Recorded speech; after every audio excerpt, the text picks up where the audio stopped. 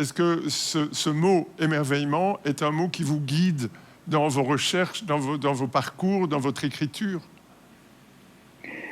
Oui, je crois que tant qu'on a gardé sa capacité d'émerveillement, on est plus que vivant, on est dans une forme de joie.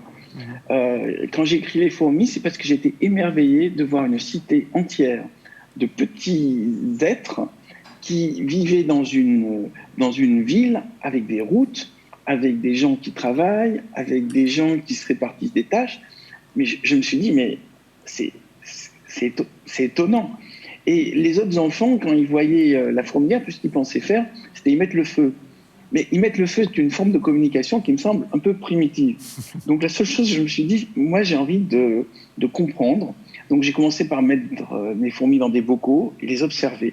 Et en les observant, je me suis dit, quelque part, elles font comme nous et elles ont peut-être des leçons à nous apprendre. Et rien que d'avoir cette idée-là, ça m'a donné envie d'écrire une petite histoire dans laquelle j'imaginais que j'étais une fourmi et que j'étais dans cette cité. Mais j'aurais très bien pu m'émerveiller devant des fleurs ou devant des oiseaux ou devant des grenouilles. C'est juste que les fourmis, ça a été la première fois où je me suis dit, il y a quelque chose où les gens passent devant sans s'apercevoir que c'est pas normal et que c'est magique. Et par la suite, une fois que j'ai entretenu ce muscle-là, j'ai pu regarder tout différemment. Mais vous savez, déjà, une chose, puisqu'on parle d'émerveillement, je trouve étonnant qu'on ait autant de biodiversité sur cette planète. Pourquoi il y a autant d'arbres différents? Pourquoi il n'y aurait pas qu'une seule sorte d'arbre?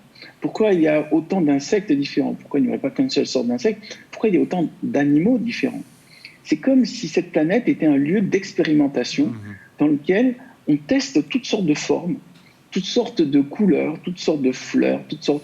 Et chaque fois qu'il y a quelque chose qui a donné son épanouissement, imaginons un dieu qui teste quelque chose d'autre, un papillon plus grand, une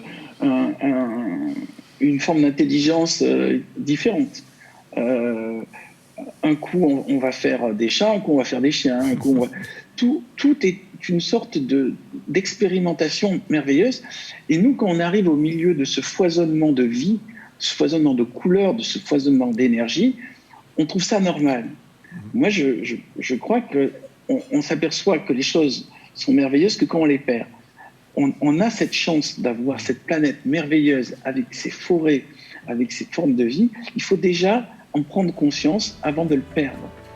Après, ça sera trop tard.